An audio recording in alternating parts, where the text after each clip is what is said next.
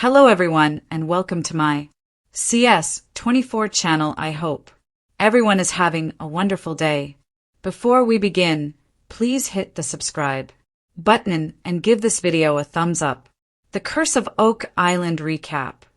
Team dismantles crane pad and finds lead pieces that resemble lead cross.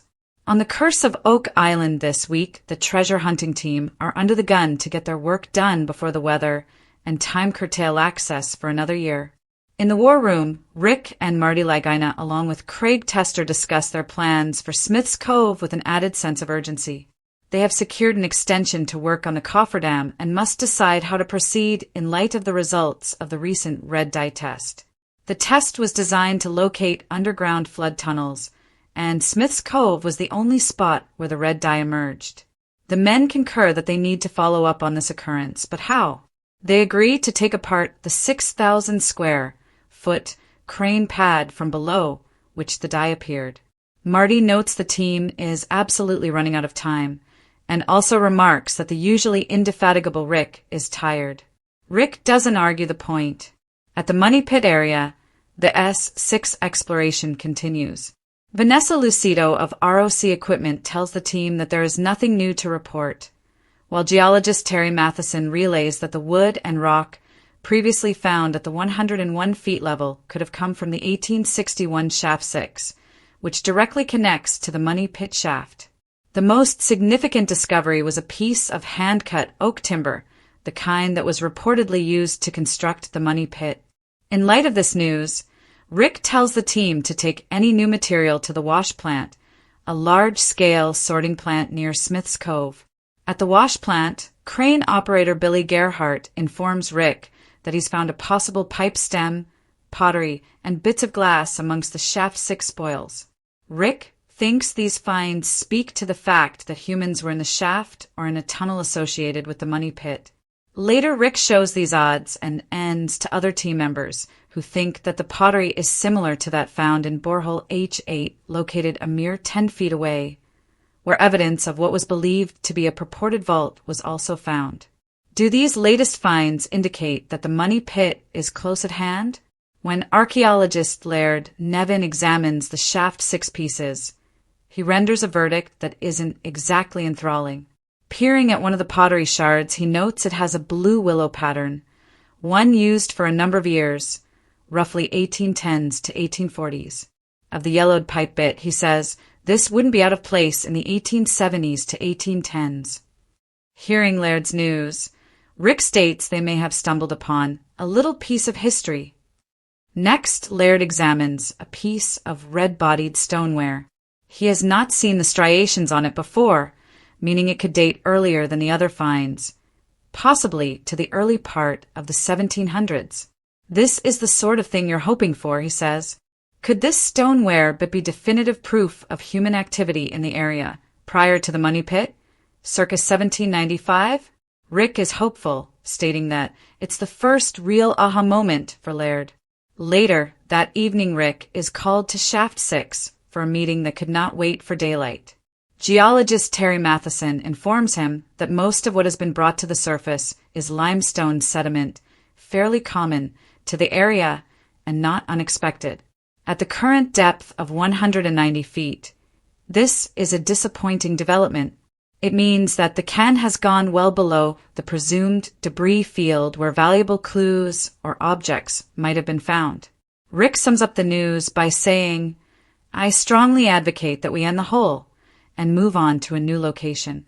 We took a swing and certainly didn't hit a home run, adds Marty. Maybe we were real close, and that's what I'm going to cling to. In the research center, historians Doug Crowell and Paul Troutman join Rick to discuss the best site for the new borehole. Rick asks Paul where he would choose to sink the next can, and he points to a location on Steve Guptill's virtual master map of holes previously dug on Oak Island. The site is referred to as FG 5.5, and there are several significant landmarks nearby, including the Head Shaft and H8. He wants to go further north than Shaft 6 in order to find the debris field. Doug agrees.